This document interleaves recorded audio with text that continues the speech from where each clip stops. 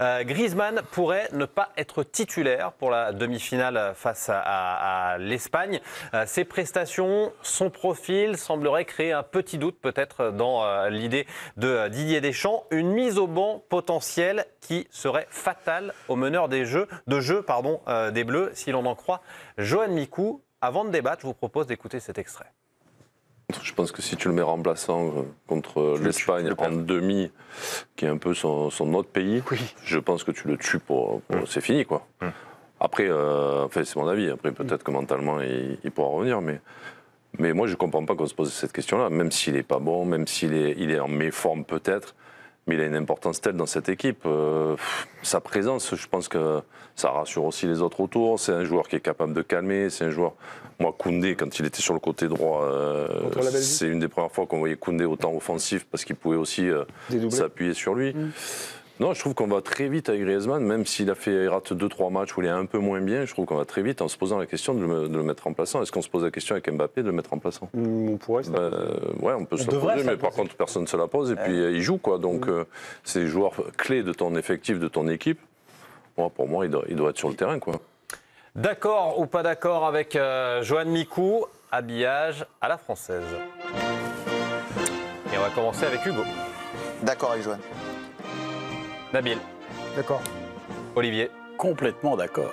Rabé. Absolument. Président. Oui. Bon, mais j'avais cru comprendre que la question, c'était pas celle-ci. Oui, moi aussi, c'est pour ça. Vous l'avez changée, ce qui n'est pas grave, mais elle était meilleure, la première. C'est vrai. C'est vrai. Là, on est tous d'accord, même. Mais là, c'était pas ça. Mais enfin bon, c'est pas grave. C'était quoi la question déjà ? La question, c'est est-ce que c'est un scandale, ça le tuerait s'il ne jouait pas ? Et il y avait un duel. C'est ça la question. Faire un tour. C'est la même question. Non, parce que moi, j'ai eu cette réponse. Il va jouer, est-ce que ça le tue ? Non, pour moi, il a déjà été tué. C'est un survivant maintenant, c'est Survivor.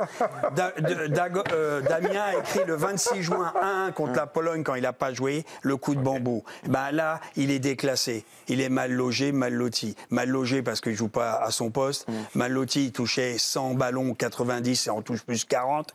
Il a bien compris, il y a eu le capitanat, il y a plein de choses. Donc aujourd'hui, il le sait. Il est dans un déclassement progressif. Voilà, il est là. Donc quand il rentrera, s'il rentre, il donnera le maxi de ce qu'il peut momentanément donner. Moi, je le sens plus en phase non plus l'amour fou avec Deschamps. Voilà. Il y a un truc qui s'est cassé. C'est pour ça que je disais, s'il était remplaçant, il n'est pas mort, pas plus que ça. Donc, Eric, on vient d'entendre Johan nous dire je pense que si tu mets Griezmann remplaçant face à l'Espagne, tu le tues. Je vous demande si vous êtes d'accord ou pas d'accord. Vous me dites que c'est pas la même question. Je pense qu'on n'était pas loin du compte. Oui. Je sais pas. On est d'accord. Non. Mais du coup, il y avait un duel. Alors moi, c'est pas la peine de m'envoyer comme je vous dis. On n'avait pas de duel. On n'avait pas de duel sur cette question. On m'a envoyé un truc, il y a un duel. Le thème de l'émission. Non mais il refait. Alors, il n'y avait pas de duel. On remontera tout à l'heure le fil de l'après-midi. C'était pas là. Non mais mais c'est pas. Il y aura des duels tout à l'heure. Il y aura des super duels tout à l'heure. Des sujets, on fait une belote. on peut coincer. Nabil. Juste un mot rapidement, mais de toute façon, je vais sucer ta roue puisqu'on est en plein Tour de France. Oui, heureusement. Il a une précarité. Son statut s'est précarisé puisqu'il a perdu le capitanat. Et maintenant, c'est la deuxième étape. C'est une précarisation sportive, entre guillemets. Il n'est plus considéré comme un titulaire en puissance. Nabil, tu parles de précarisation ou alors de le carrer définitivement. C'est ce que dit Johan Micoud. Je ne sais pas, vas-y Eric. Aujourd'hui, il y a ces prestations qui sont largement très loin de ce qu'il doit apporter à l'équipe de France. Alors je pense que c'est aussi parce qu'il est fatigué. Il a un problème aussi, c'est qu'il y a une aura et une présence tellement importante de N'Golo Kanté qui empiète tellement sur son travail à lui, qui fait que lui, il ne sait plus quoi faire. Et du coup, il est perdu avec cette envergure que prend N'Golo qui court tellement partout que tu ne vas pas l'enlever lui. Donc du coup, Griezmann, il est un peu perdu dans son jeu et ça le dessert. Et comme il n'est pas en confiance et qu'il est fatigué et qu'en plus il y a trop de mouvements autour de lui qui l'empêchent d'évoluer. Vu le projet qu'on a en fait, c'est une sorte de logique d'enlever Griezmann de cette équipe parce que c'est l'aboutissement, c'est la phase terminale du projet de ne plus jouer au foot en équipe de France. Parce que Griezmann, c'est le seul joueur créatif qui nous reste, c'est le seul milieu offensif de la liste, c'est le seul qui sait bien tirer les coups de pied arrêtés. dans la passe, dans le cœur du jeu. Contre l'Espagne, il connaît les Espagnols par cœur. À mon sens, c'est le seul qui peut embêter Rodri, qui est la plaque tournante de l'Espagne, que ce soit avec le ballon, mais on ne l'aura pas beaucoup, sans le ballon.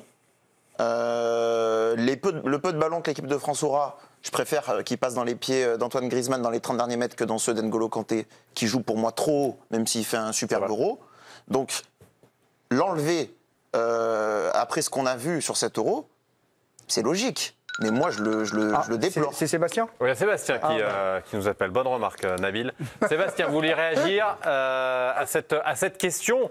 Si tu mets Griezmann remplaçant contre l'Espagne, je pense que tu le tues. Voilà ce que nous disait Jo Mikou. Est-ce que vous êtes d'accord avec Johan ? Alors, c'est pas moi qui ai appelé. Je vous écoutais avec beaucoup d'intérêt, même si j'ai eu un peu de mal à comprendre le début, mais je veux bien en parler. Je trouve qu'on cherche toujours beaucoup d'excuses à Antoine Griezmann. Globalement, c'est jamais de sa faute. Voilà, c'est à cause du positionnement, c'est parce que Mbappé a le capitana, c'est parce que N'Golo Kanté est là, même si je pense que sur le plan du jeu, c'est une piste intéressante. Antoine Griezmann n'y est pas bon. Depuis le début de la compétition, il est cuit, bouilli, ratiboisé. Donc ça, c'est une réalité. Et malgré cela, il a été enlevé sur un match, mais il a continué à jouer. Donc on peut pas dire non plus, on peut pas dire oh le pauvre petit Grisou, Didier Deschamps est méchant avec lui. Faut arrêter. À un moment, c'est du sport de haut niveau. Tu dois être là, tu dois être présent. Et si à un moment t'es pas bon, eh ben oui, tu risques de passer à la trappe. Et aujourd'hui, la différence avec Mbappé, c'est que Mbappé il fait peur aux autres, qu'on le veuille ou non. Mbappé il rate son Euro globalement, mais il fait peur aux autres équipes et ça a une incidence positive sur le jeu de l'équipe de France. Aujourd'hui, Antoine Griezmann, c'est pas le cas. Cela étant dit, moi je le ferai jouer. Je le ferai jouer encore 1 heure en demi-finale. On tient le truc, on est dans le projet de l'équipe qui est depuis le début de l'Euro un peu restrictif effectivement. Et puis après, on envoie une flèche supplémentaire. Moi, je pense qu'il faut le garder jusqu'au bout. Mais à un moment, il faut arrêter. C'est pas un enfant. Il est là, il doit se battre. Et quand il y a des vents contraires, c'est à lui de réagir. Sébastien, là, Sébastien, j'ai juste vu Olivier dodeliner énormément pendant votre intervention. J'écoute ce que dit Sébastien. Il a le droit. Oui, non, mais t'affole pas, il y a pas de souci. Non, mais moi, moi, je pense sincèrement, et Eric a raison, je pense que s'il n'est pas titulaire demain, mais c'est fini, c'est terminé. Moi, il y a un truc qui m'a choqué dans le dernier match, c'est de le voir sortir aussitôt. Et sans problème, alors, Sébastien nous disait à l'instant qu'on pourrait... Super vite si jamais c'est possible et je ferai court. Vas-y Sébastien, vas-y. Vous êtes en direct, donc pardon. de toute façon, maintenant, tu n'auras pas laissé le choix. Normalement, le mieux... Alors, on va tout dire, on va tout dire aux gens. Normalement, on parle avec quelqu'un qui est à la production et qui après nous redonne la parole. Donc, c'était pas prévu que ce soit qu'on l'entende. Je suis désolé du coup, Olivier. Je voulais juste rappeler très brièvement que lors de la finale de la Coupe du Monde 2022, il est sorti très tôt dans le match et puis ça s'est pas si mal passé. Oui, d'accord, peut-être, mais en tout cas, c'était pas le même moment pour moi. Ça n'avait pas la même valeur. Qu'aujourd'hui. Là, tu le fais sortir, tu le sors après le premier match. Ensuite, tu le fais sortir rapidement donc le dernier match et tu viendrais à pas le faire jouer. Surtout, comme tu l'as expliqué tranquillement, tu ne fais pas jouer contre les Espagnols alors qu'ils connaissent le jeu, alors qu'ils C'est pas encore fait, c'est pas officiel. Oui, non, mais je sais bien, mais en permanence c'est hyper surprenant. Ça veut dire que, à mon avis, si ça arrive là, ça veut dire que Deschamps n'a absolument plus du tout confiance en lui.